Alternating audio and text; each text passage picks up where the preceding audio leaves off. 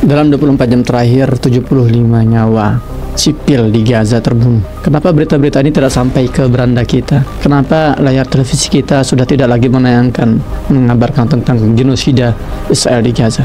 Apa alasan yang akan digunakan oleh media-media mainstream Indonesia hari ini? Kenapa mereka enggan memberitakan ini? Kemungkinan hanya ada dua alasan. Pertama, memang mereka ini sudah disetir oleh jaringan media Zionis, atau kedua, yang mereka bosan. Dan menurut mereka ini bukan berita yang istimewa, ini bukan berita yang pantas untuk diangkat. Bagaimana jumlah korban jiwa sebanyak ini per hari, setiap hari, tidak masuk kriteria berita yang harus diangkat. Kita akan bahas dalam konten kita kali ini bersama saya Muhammad Hussein, Gaza.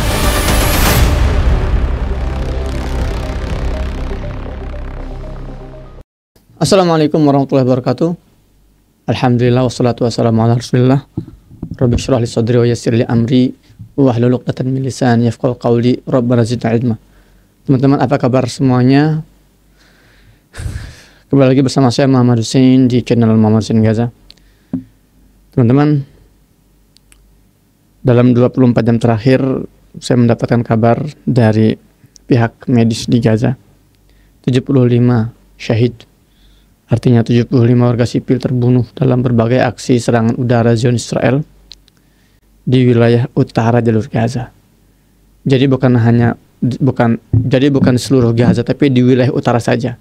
Sementara saya juga dapat tayangan barusan di wilayah selatan pun pengoboman belum berhenti dan jumlah korban jiwa terus bertambah. Sementara pihak medis belum bisa mengidentifikasi berapa jumlah tepatnya. Hari ini genosida belum berakhir. Korban-korban terus bertambah. Korban luka, kelaparan, ya, baik di wilayah selatan maupun di wilayah utara. Belum juga usai. Tapi kenapa media-media kita, media-media di Indonesia terutama ini kok sebegitu teganya tidak meliput genosida separah ini? Saya sedang membicarakan genosida di mana ratusan jumlah korban jiwa per hari. Bayangkan kalau lokasinya bukan di Gaza, teman-teman. Bayangkan kalau ada misalnya aksi terorisme di Vatikan, Roma misalnya, kemudian 30 nyawa terbunuh dalam satu ledakan. Bayangkan, itu media-media kita ini di Indonesia dan di dunia akan memberitakannya berhari-hari. Meskipun hanya satu peristiwa dan jumlahnya 30 misalnya. Itu bukan jumlah sedikit, itu jumlah yang banyak.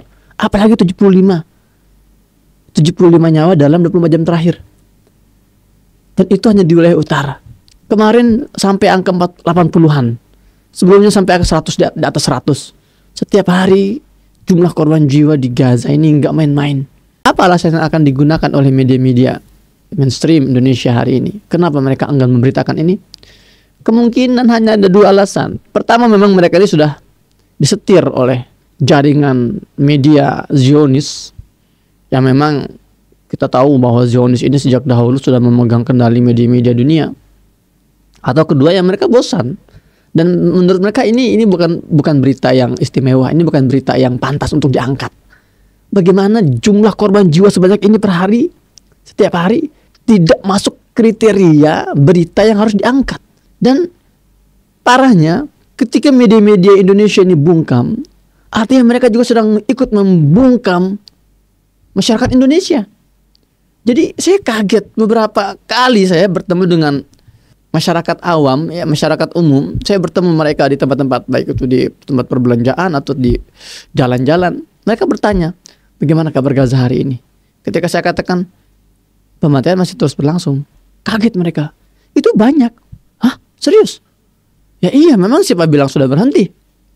Jadi mereka kira, masyarakat Indonesia ini mengira ketika media-media di Indonesia ini tidak lagi memberitakan tentang genosida, seolah ini sudah berhenti. Itu fatalnya. Di sisi lain, memang usaha pembungkaman ini tidak hanya terjadi di media mainstream, tapi media-media sosial. Makanya kemarin saya lihat ada berita DPR akan memanggil Meta untuk mengklarifikasi kenapa berita-berita tentang Palestina disensor. Saya akan hadir, insya Allah saya harus hadir di acara itu kalau memang akan dilakukan dalam waktu dekat. Dan memang itu sudah menjadi senjata mereka, membungkam suara-suara, baik suara-suara offline maupun online. Di Gaza sudah 200 jurnalis dibantai bersama keluarganya oleh Zionis. Untuk apa? Untuk membungkam suara-suara dari Gaza. Di luar Gaza, akun-akun media sosial saya sudah berkali-kali tumbang, sudah berkali-kali di take down. Makanya saya mencari alternatif lain. Bagi saya nggak cukup saya berhenti menyuarakan Gaza karena akun saya di take down, nggak bisa. Saya buatlah akun di Telegram. Saya dirikanlah gazamedia.net, website gazamedia.net, kantor berita. Saya hadirkan dalam konten-konten saya. Dan oke lah, media-media mainstream itu di luar kita, di luar circle kita. YouTuber.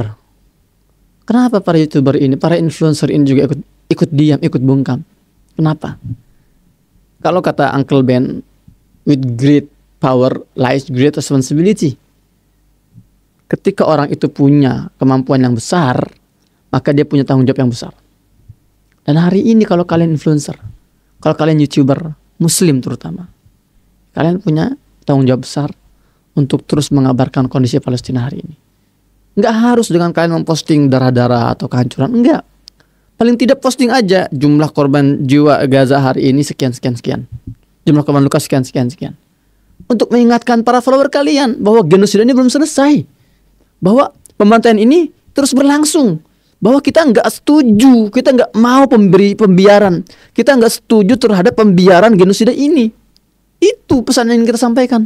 Kalau media-media mainstream sudah bungkam, kemudian para influencer juga sudah bungkam, lebih aktif ya memposting kelucuan dunia, ya konten-konten lawak, konten-konten hiburan, dan mulai malas untuk memposting tentang kondisi Palestina. Berarti ada yang salah dengan sisi kemanusiaannya. Kalau para influencer juga ikut bungkam, kemudian para YouTuber juga bungkam, para selebgram juga bungkam, lantas siapa yang akan menyuarakan ini? Siapa? Kita tidak meragukan lagi bahwa hari ini kita hidup di tengah berbagai distraksi yang luar biasa. Dan kalian jangan kira distraksi ini muncul secara natural. Ini adalah desain. Kita semua sedang diprogram. Pola hidup kita sedang diprogram oleh elit-elit global itu. Oleh Zionis, oleh lobby-lobby Zionisme internasional. Pendidikan kita sedang diprogram. Cara kita berpikir, cara kita berpakaian sedang diprogram. Kalau kita tidak sadar bahwa kita sedang menjadi objek programan mereka, maka selamanya kita akan menjadi budak-budak mereka. Maka saya mengajak, untuk konten kali ini saya mengajak para teman-teman semua, bersabarlah untuk terus mengawal pemberitaan Palestina, pemberitaan Gaza. Kita tidak diminta bertahan untuk tinggal di tenda-tenda pengungsian yang tidak layak itu. Kita tidak diminta bertahan, berjalan berkilo-kilometer di atas puing-puing bangunan dari satu tenda ke tenda lain untuk kemudian dibombardir lagi. Kita nggak diminta bertahan seperti itu. Kita hanya diminta bertahan untuk terus memantau mereka, mendoakan mereka. Kita nggak akan mendoakan mereka kalau kita nggak ingat mereka, dan kita nggak akan bisa mengingat mereka kalau kita tidak memantau terus kondisi mereka. Jadi, oke lah, sudahlah, saya tidak mau terlalu progresif, terlalu agresif, ya, ofensif terhadap media-media mainstream. Saya ingin mengajak teman-teman semua, follower-follower kami, kemudian subscriber saya di sini. Saya yakin Anda itu mensubscribe channel ini bukan tanpa tujuan. Tujuan Anda ingin melihat bagaimana situasi Palestina hari ini, bagaimana kabar saudara kita hari ini di Gaza. Nah, saya sampaikan hari ini ada kelaparan yang sangat akut di wilayah utara, di wilayah selatan dan utara. Alhamdulillah, saya pribadi meskipun dengan susah payah kami berhasil ya memasukkan barang-barang kebutuhan ke Gaza Utara. Alhamdulillah, beberapa hari yang lalu, ini bulan ini kita masih mengeksekusi program bantuan di wilayah utara. Kita mengoperasikan satu pabrik roti. Satu hari itu pabrik roti ini memproduksi 800 sampai 1000 plastik ya, 1000 paket roti. Satu roti itu isinya tuh sekitar, satu paket itu isinya sekitar 15. Jadi kalau ada 1000 paket per hari, itu kita memproduksi 15.000 lembar roti per hari.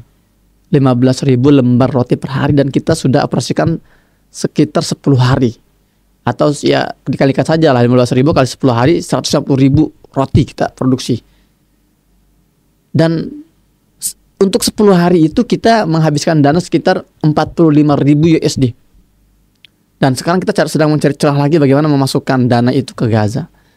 Kita nggak berhenti, kita terus berjuang, kita terus berusaha agar mereka tidak mati kelaparan. Kita berusaha terus untuk menyelamatkan nyawa-nyawa itu.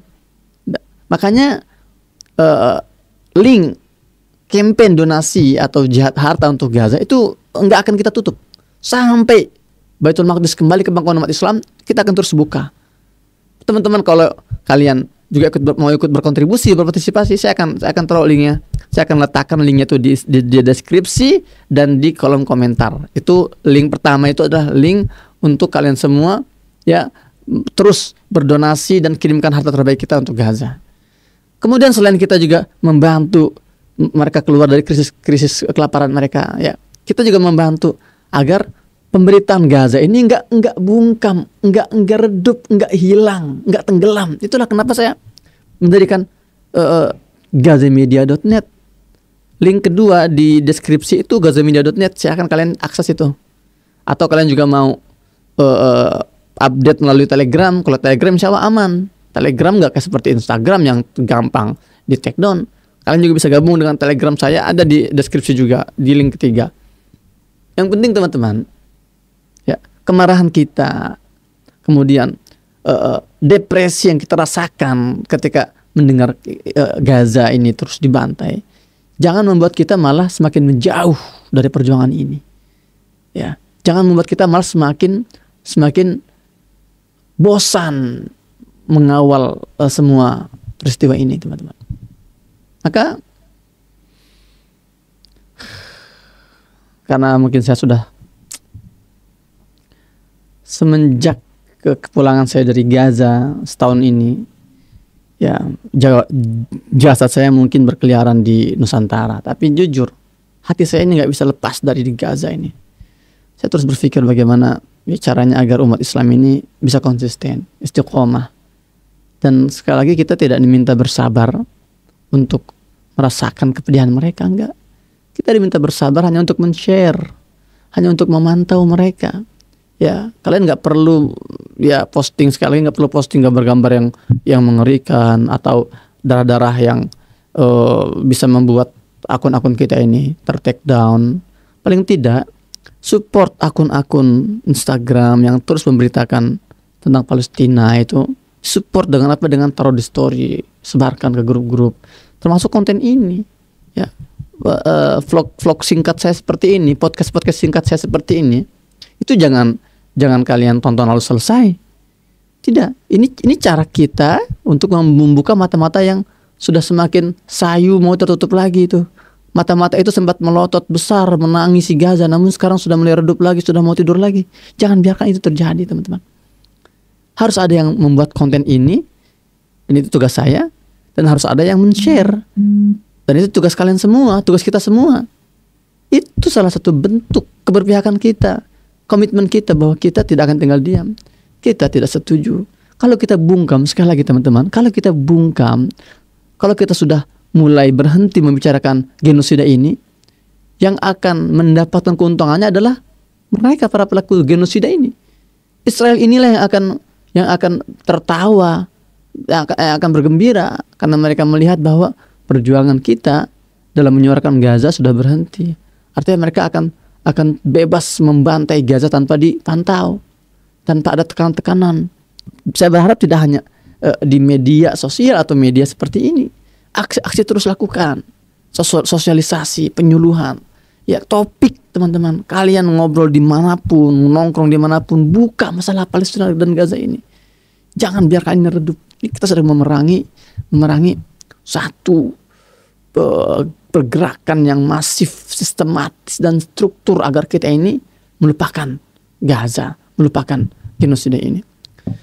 Dan di antara cara lain teman-teman, saya sudah sediakan itu. Saya sudah sediakan ya berita-berita di gazamedia.net. Sekali lagi gazamedia.net, silakan kalian masuklah ke sana itu. Masuk ke sana, baca, kemudian sebarkan. Ya. Saya ingin sekali sebetulnya mulai membahas materi-materi lainnya. Saya sudah ingin lagi melanjutkan pelajaran bahasa Arab di channel ini, kemudian juga mulai membahas tentang sejarah Palestina, kemudian membahas tentang tafsir-tafsir dan hadis-hadisnya. Tapi ya kondisi di Gaza ini benar-benar menguras perasaan saya pribadi. Jadi saya merasa kurang fokus untuk melakukan banyak hal masalah ini. Ya mohon doa teman-teman. Memang distraksi itu terlalu banyak. Saya juga merasakan itu semua. Tapi paling tidak, kalau kita tidak mau terdistraksi dari usaha mengawal isu Palestina ini, paling tidak kita jangan menjadi pihak yang mendistraksi orang lain.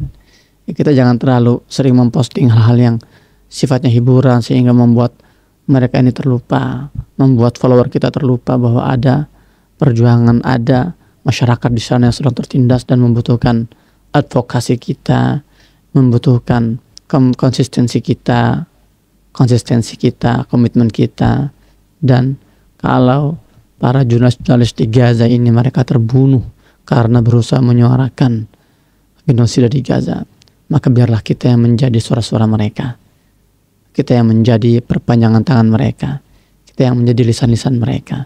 Kita suarakan terus peristiwa di Gaza sebagai bentuk perjuangan kita mengawal saudara kita di Gaza. Sampai jumpa di konten selanjutnya bersama saya Muhammad Hussein Gaza. Assalamualaikum warahmatullahi wabarakatuh.